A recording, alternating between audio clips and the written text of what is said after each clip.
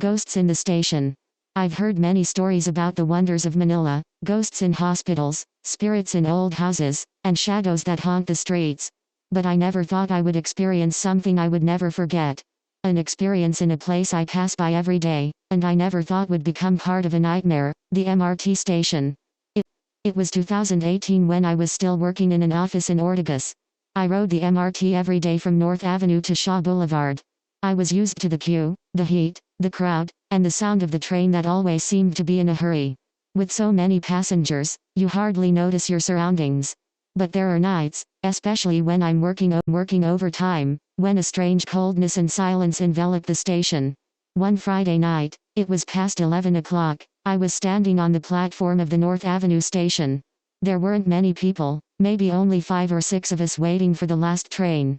I noticed that the lights seemed darker than before, and the air was cold and had a chill to it. Everything was silent, the only sounds I could hear were the faint footsteps and the rustling of the wind.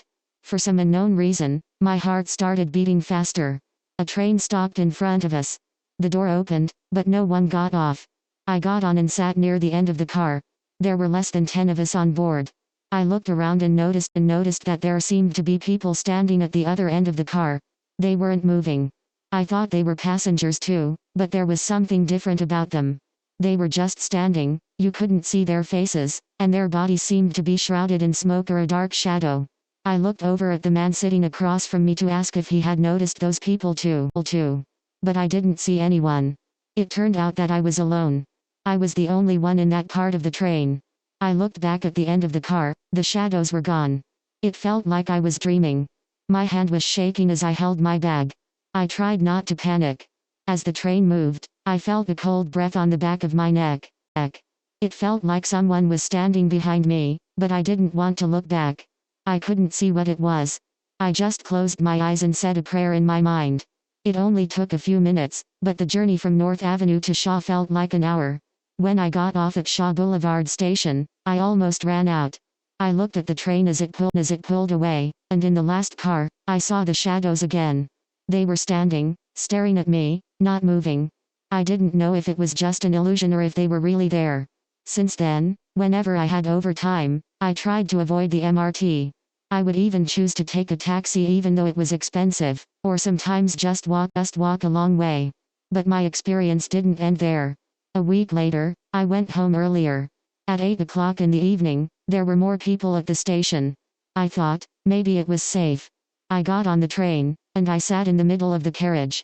I didn't pay attention, I had my headphones on and was hunched over while reading chat messages. But when I raised my head, I saw a woman at the end of the carriage. She was dressed in all white, her back to everyone. Her hair was long, straight, and almost reached her waist. We were inside the carriage, the train was moving fast, but it was as if she wasn't moving. She wasn't with anyone. I looked around at the passengers, no one was reacting, no one was looking at her. It was as if I was the only one who could see her. I looked back at her, and I was surprised. She was staring at me.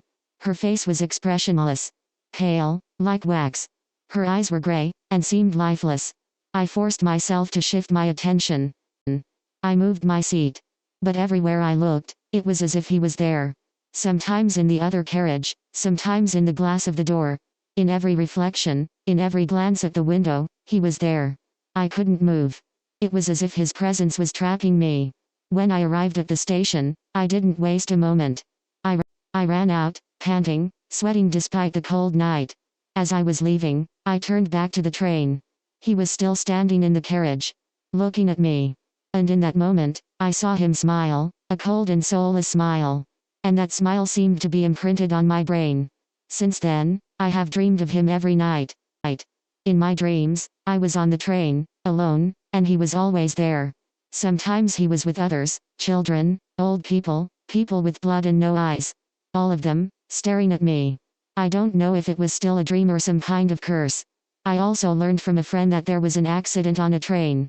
According to the story, a woman fell on the tracks one night and her body was not found until the next day.